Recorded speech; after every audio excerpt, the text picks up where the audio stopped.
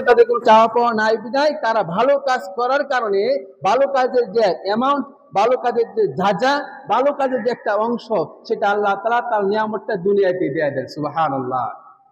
আর মুসলমানদের ভালো কাজের নিয়ামত আল্লাহ রাব্বুল আলামিন বলেন, আমি তার নিয়ামতকে অর্থাৎ মুসলমানদের যে ভালো কাজটা করলো, যেই নেক অর্জন করলো, এই নেকটা আমি জমা করে রাখি, হিসাব করে করে জমা করে রাখি। সুবহানাল্লাহ।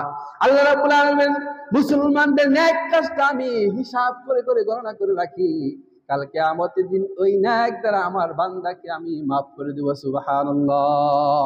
বান্দাকে আমি মাফ করে দেব আমার এই নেক দ্বারা, অর্থাৎ যে বান্দা নেক উপার্জন করবে এই নেক দ্বারা আমি কাল কিয়ামতের দিন বান্দাকে আমি মাফ করে দেব। সুবহানাল্লাহ। তাহলে মুসলমান গুনাহ করলেও কাল কিয়ামতের দিন সেটার হিসাব হবে, ভালো কাজ করলেও সেটারও হিসাব হবে, ভালো মন্দ হিসাব হবে। আর মুসলমান ছাড়া যত জাতি আছে সমস্ত জাতি বিনা হিসাবে জাহান্নাম, বিনা হিসাবে কি জাহান্নাম। সুতরাং আমাদের মুসলমানদের উচিত হচ্ছে এবং তাদের জন্য কর্তব্য হচ্ছে, দায়িত্ব হচ্ছে, আল্লাহ সুবহানাহু ওয়া তাআলার অসংখ্য গণিত নিয়ামত আমরা ভোগ করতেছি, অসংখ্য গণিত নিয়ামত আমরা ভোগ করতেছি। আমরা যে নিয়ামতের দিকে তাকাই তাহলে গণনা করে শেষ করা যাবে না, গণনা করে শেষ করা যাবে না। এটা কি মানুষের কথা যে নিয়ামত গণনা করে শেষ করতে পারবো না? এটা কি মানুষের কথা?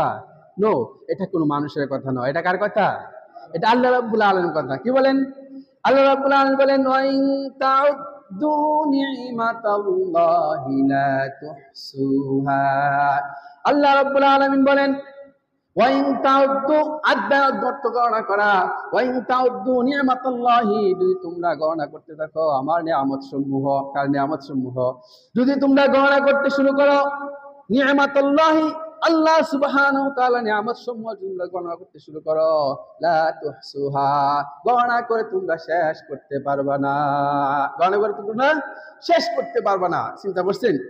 তাহলে আমরা অসংখ্য গণিত নিয়ামত আল্লাহ তাআলার পক্ষ থেকে আমরা ভোগ করতেছি, আর আল্লাহ বলেন তোমরা সেই নিয়ামত গণনা করে শেষ করতে পারবা না। সুবহানাল্লাহ, সুবহানাল্লাহ। দেখেন, বান্দার 3.5 হাত বডির ভিতরে যেই পরিমাণ আল্লাহ তাআলা নিয়ামত দান করেছেন, এক একটা নিয়ামতের চাইতে কোনো একটা নিয়ামত কোনো দিক দিয়ে কম, কোনো দিক দিয়ে কম না।